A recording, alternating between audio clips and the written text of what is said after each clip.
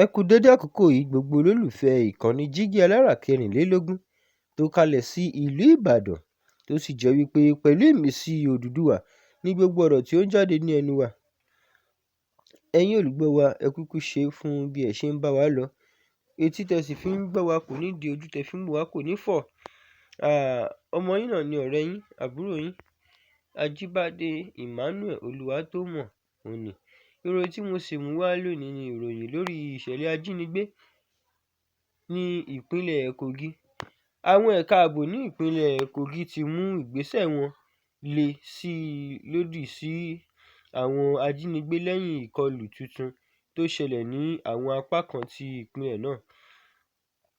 Gẹ́gẹ́ bí ìròyìn ṣe sọ, àwọn ọmọ ọdún ilẹ̀ Nàìjíríà ṣe ìgbésẹ̀ lọ́dún pàtàkì kan ní agbègbè ààlà tó wà láàrin àwọn ìpínlẹ̀ Niger, Kwara àti Kogi.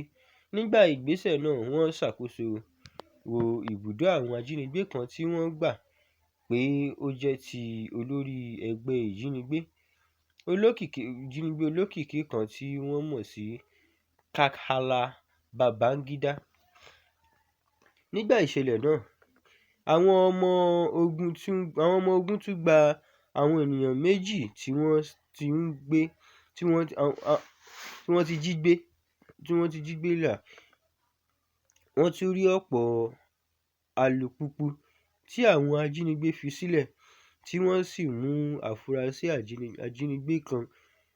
afurasí ajínigbé kan lẹ́yìn iṣẹ́ àwárí tí wọ́n ṣe ní àwọn agbègbè náà. Àwọn aláṣẹ ológun sọ pé wọ́n náà lẹ́yìn tí wọ́n rí ìròyìn ọgbọ́n orí pé àwọn ajínigbé tí wọ́n farapa ń rìn kiri láwọn agbègbè náà. Pẹ̀lú ìrànlọ́wọ́ ọkọ̀ òfurufú, àwọn ọmọ ogun wọ ibùdó tí wọ́n fura sí, wọ́n sì pa àwọn àgọ́ tí àwọn ọ̀daràn náà ń lò run. Wọ́n tún sọ pé àwọn ilé ẹ̀kọ́ tí àwọn ajínigbé ń lọ gẹ́gẹ́ bí ìfarapamọ́ ni wọ́n tún wó lulẹ̀ kí àwọn ọ̀daràn tún máa bá tún kó ara wọn jọ.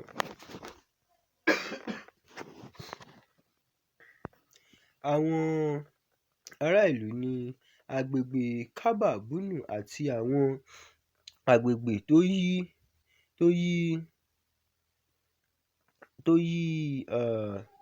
àwọn ará ìlú ní agbègbè kan Kaba Bunu àti àwọn agbègbè tó yí ká ní àárò láti máa ṣọ́ra kí wọ́n má fi ìmọ̀ tó yẹ fún àwọn ẹ̀ka ààbò. Ní báyìí, ìjọba ìpínlẹ̀ Kogi ti fi dá àwọn olùgbé lójú pé iṣẹ́ ààbò yóò máa bá a lọ títí tí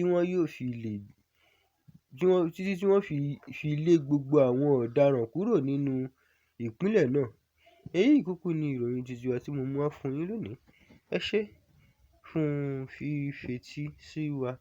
Ó dàbọ̀. Jígí Alára. Bàbá ló gudu. Èmi ní kí n wá ṣàlàyé fún yín pé àwa ti ń lọ ni. Èmi àti ìyàwó mi a ti ń lọ. Òun ni wá ṣàlàyé fún yín. Ó ti jáde bàtà bàbá mi ni. Bàtà bàbá ẹ̀. A retí láti ìjọ ẹ̀. Ṣé ti pín ogún bàbá yín? Ọ̀rọ̀ pé wọ́n pín ogún bàbá mi kọ́ àní bàtà bàbá mi tó fẹ́ ṣòro ní Jígí Alára TV. Ó ti jáde sórí YouTube. Ó ní lọ sọ. Ṣé ní pọ́ńṣẹ́ ní gbogbo aláyé.